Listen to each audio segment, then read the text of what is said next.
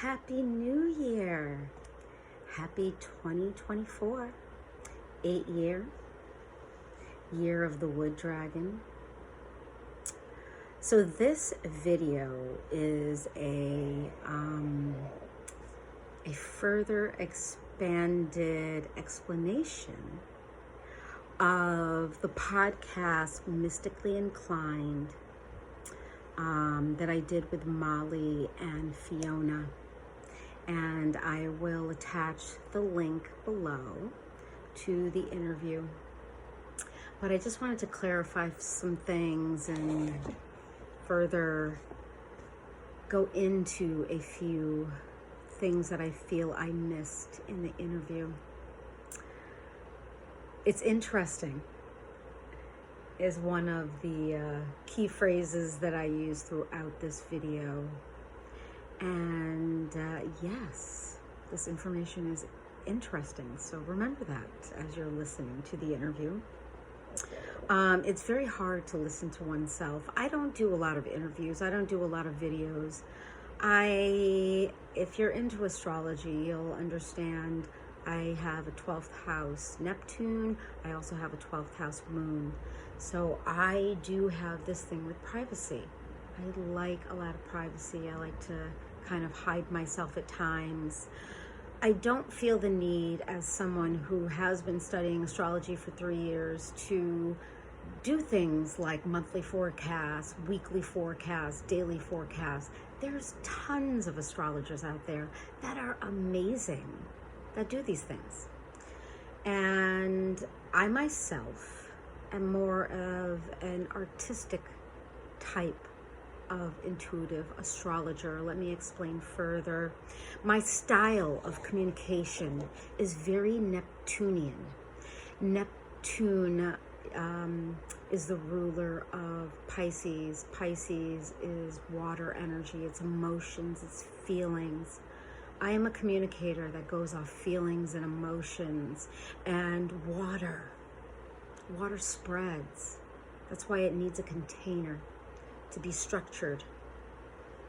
I'm best when I have someone that I'm working with, like Fiona and Molly, someone that helps to structure my thoughts. Let's go into, I talked a lot about Pluto and its transition through my second house of earned income, and I'd like to offer further information to those who will be experiencing Pluto transiting their second house. So Pluto moved into my second house of earned income in 2008. 2008 is when I started started experiencing financial instability. And prior to 2008, money just came to me like magnet. Like I was like, metal, and money was magnet. But once Pluto hit my second house of earned income, I started this journey of entrepreneurship. Me wanting to take the power out of the hands of my employers and to possess that power for myself, to be able to control my daily schedule. And I've been on a mission to stabilize this experience since, and I've gone back and forth from working for myself to working for others, working for myself. So those who are beginning their journey of Pluto in the second house, I think this or something similar will be a part of your rhythm with your transit of Pluto through your second house. Now, I tend to get off my notes a lot, but Pluto Scorpio energy will take you through feast and famine. And anyone who has Scorpio as some kind of signature in their chart, they're going to notice that their material world tends to be a feast or famine experience, because the lesson for them is to learn how to utilize their energy to manifest, their energy of manifesting on the spiritual realm, standing in the spiritual realm and believing and trusting and having faith that whatever it is that they're focused on is going to manifest in the material realm. But it forces you to recognize that your power lies in the spiritual realm, not the material realm. So as you set your intentions, you use your magic with full trust to bring it into physical manifestation. Just as the alchemist turns lead into gold, or the magician makes a rabbit appear out of thin air, out of the hat. The magician pulling the hat out, pulling the bunny out of the hat. The magician myself pulling the bunny out of my butt. Manifesting that magic. Knowing that you are, coming to this point in 2024, having Pluto transit my second house since 2008, it has set me into this mastery of, I know I am the magician. I know I am resourceful. I know that I must trust and surrender, and it shall be done. Pluto, whatever area of the chart that Pluto is transiting, by the time it leaves, you will be the master. 2028, Pluto moving into my second house set off a powerful moment for me of financially. From that point on, financial stability was a challenge for me. It was like my financial, what is this? My writing is crazy. It was like financially, the rug was being pulled from underneath my feet. As I made a very long career change through the years of 2008 to 2024, I have experienced many different types of careers, but I have been teetering between this creative realm and the metaphysical realm, or the creative industry and the metaphysical industry, which has been this balancing act to help me with my financial standing. This transit is slow and painful, but will help you to rise to a new source of power. I do feel now, 2024, I feel like I am so resourceful and I am so creative, and I reflect back upon past experiences where I was able to turn lead into gold. So I trust that ability now for myself, that, okay, I have any kind of financial challenges, I'm gonna be okay, because I can pull that bunny out of my butt. Pluto is the underworld. It is about tapping into that subconscious realm, the metaphysical realm, the spiritual realm, and that is how you manifest when you have any kind of Plutonian transit in your chart. 2024 will be liberated, or I will be liberated, of Pluto's lessons of self-value and making that money. And I am excited. I'm excited to graduate into Pluto moving into my third house of the mind, of communication, of speech, because, as you can reflect in my interview, I would love to be able to become more articulate and structured in my public speaking.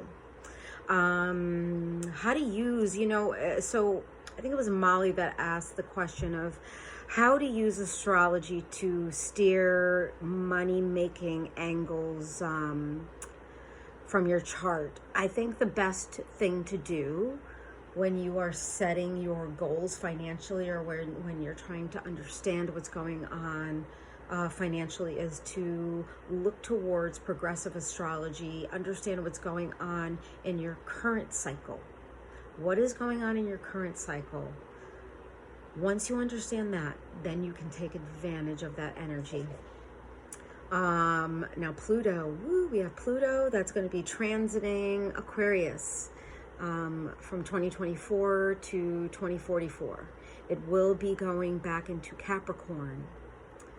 But once it's November of 2024 hits, Pluto will stay in Aquarius until 2024, which is a very long time. It's radical power, creative collaborations, AI, using AI as a powerful tool for your business because it can be very helpful. I touched upon in the video the food industry. Food industry is going to be transforming. Food will be recognized as energy. Food is energy. What you take into your body is energy. It's going to boost you or it's going to drain you. Whatever the vibration of the food is going to instantly be felt within the body. Now, I did touch on also the rise of vascular, not vehicular, vascular dementia. Dementia is considered to be the third diabetes. It is connected to sugar issues and obesity. So for your own self, notice what kind of synthetic sugars are you taking daily. I would work on removing those over the next few years because it does not serve you. Healthcare insurance. Healthcare insurance will be changed drastically over the next 20 years. It will look like nothing that it looks like today. It will make more sense for individuals and it will be more affordable. We will also see free healthcare come in. Free healthcare, free education. I know that I didn't touch upon that subject in the podcast, but free education is going to be a huge thing, huge, bigly. Free education and medical is going to also go digital. We're going to see medical in terms of visiting doctor's office. It's already happening with COVID. COVID did usher that in. We're going to see telehealth, especially in terms of scans, MRIs, anything that's going to use digital to look inside the body. What's going to happen in terms of scans and MRIs is your doctor, telehealth, is going to write you a prescription, and you fill that prescription and you take this pill, and this pill is going to help connect you to your doctor's computer mainframe so that they can get a direct look of what's going on inside the body. Technology at its finest. Division. I did speak about division in this next year. Please do your best not to feed into sides. Stay neutral. The division coming up will be about disempowering the people. The more division there will be, the more disempowered people will be. It's power that is broken, it's fragmented. Stand with the people to give us power. It's interesting. So let the energy flow through you instead of trying to control it around you. So I have been tapping into my Saturn as I am approaching my second Saturn return. I am a Saturn Aries 5th house. Saturn will be hitting my Aries probably in another, I would say, 4 years. I am coming to the end of a 28, 29-year cycle. So it's important for those who, whether it's your first, second, or third Saturn return, towards your latter years of your Saturn return, it's important to reflect back upon what is it that you have been doing with yourself, investing your energy into, because this last time period of a Saturn return, it's not about starting something new. It's about tapping into that which you already started. So I started a clothing line in 2028 called Mohka Pink Pony, and I created these beautiful hoodie scarves called the Hoodlet. You can look it up on Instagram, Mohka, Mohka, Pink Pony and follow me. I am going to resurrect the brand. It's actually something that just hit me over the past few days, and I'm feeling so inspired to plug back into this type of creative expression of sewing and creating things for other people that help to give them style and protect their bodies. I love that idea. Now, January. I always think of January as almost a type of purgatory type of time period. So between now and January 21st, will be a purgatory time period. It is a time period that we should be looking back, that we should be getting ourselves in order for the next cycle, the next 12-month cycle. For me, Chinese New Year is what jumps it off. But this year with Saturn or Pluto, power, conjuncting the sun, bright sunshiny power, on the 20th and 21st of January, first in Capricorn and then in Aquarius. This is going to be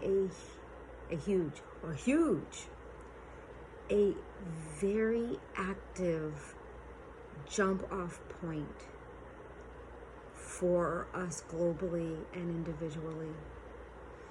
So I would say between now and January 21st,